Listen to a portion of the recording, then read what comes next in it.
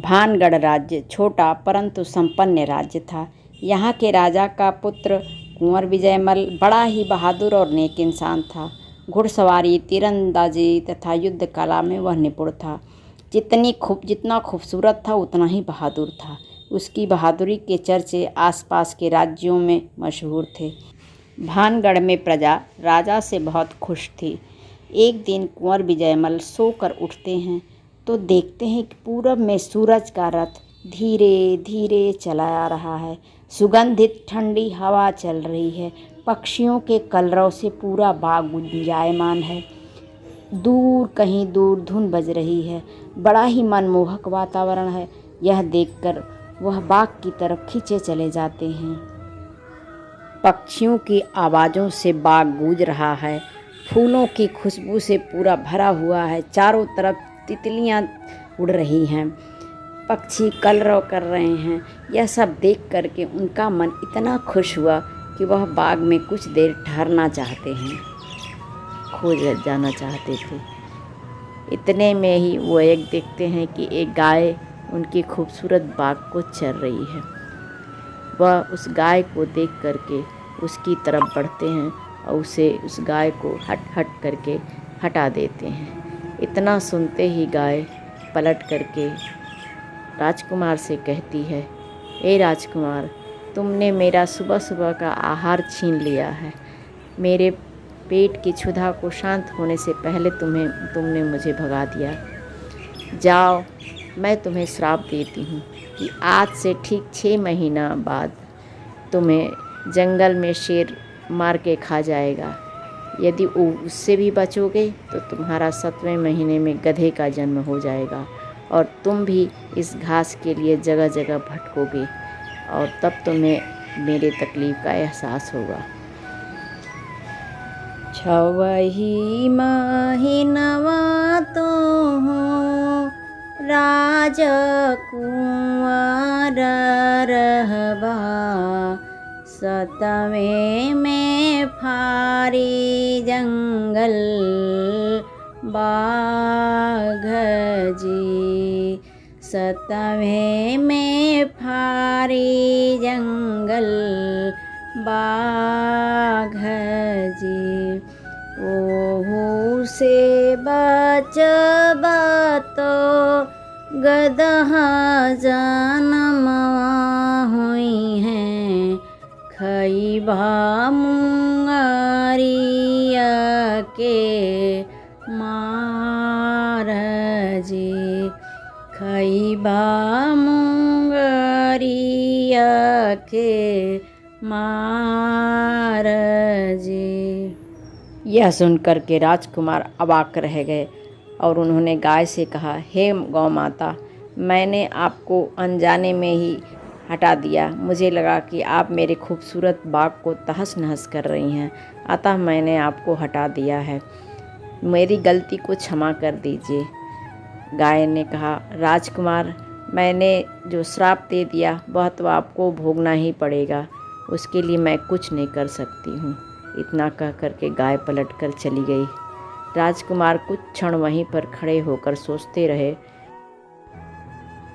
जब मेरे माता पिता को इस बात का एहसास होगा, पता चलेगा, तो वो कितना दुखी होंगे। यह सोचते सोचते राजकुमार बाग से आगे रास्ते पर बढ़ते चले गए। 1 गांव, 2 गांव, 3 गांव, न जाने कई गांव को डाकते दिन भर चलते रहे और एक घने जंगल में पहुंच गए। शाम होने को आई। वह इतना थक चुके थे कि अब उनको चलने का मन नहीं कर रहा था। वह थक करके एक पेड़ के नीचे बैठे और उनको वहीं पे नींद आई। जब आँख खुली तो उन्हें पता नहीं वह किस जगह पे हैं। सुबह हो चुकी है। चिड़ियों की चहचहाहट से पूरा जंगल भर चुका है। पक्षी इधर उधर भोजन की तलाश में जा रहे हैं। वह समझ नहीं पाए कि मैं किस जगह पे आ गया हूँ। वह अनमने ढंग से उठे और फिर से जंगल से बाहर निकलने की कोशिश में चल दिए। कुछ दूर चलते चलते वह बाहर जंगल से जब निकले तो उन्होंने अपने को एक मंदिर के आसपास पाया। मंदिर में घंटे की ध्वनि सुनाई दे रही थी। उनको बहुत तेज से प्यास और भूख दोनों सता रही थी। वह उसी मंदिर की तरफ अपने पैरों को बढ़ा लिए।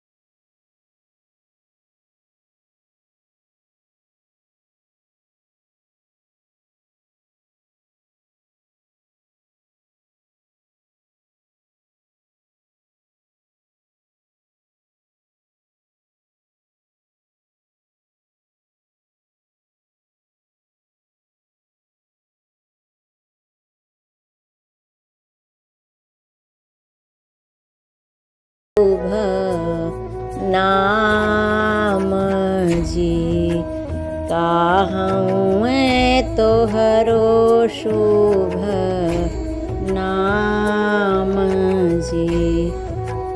राजकुमार ने कहा, भानगढ़ नगरिया से अली हम बटोहिया हो, रहिया भूलाई हवा आइला जी, रहिया भूलाई के हवा आइला जी। सत्यवती मायरिया के हमहूँ दुलारुआ हो, कुंवर विजय माला हमरो नाम जी, कुंवर विजय माला हमरो नाम जी। चरती ही गैया के हमहूँ भागवली हो, गैया जे दिहले बास राप जी, गैया जो दिहले बास राप जी। वही महीना में तो राजकुंवर रहबो, सतवें में फारी जंगल बाघ जी, सतवें में फारी जंगल बाघ जी। ओहू से बचबो तो गदहा जनमवा हुई हैं, खइबो मुंगरिया के मार जी, खइबो मुंगरिया के मार जी। राजकुमारी, मैं भानगढ़ से आया हूँ। बाग में गाय चर रही थी, गाय को हमने हटा दिया। गाय ने मुझे श्राप दे दिया है। मैं मात्र 6 महीने में ही मनुष्य के रूप में रह पाऊँगा।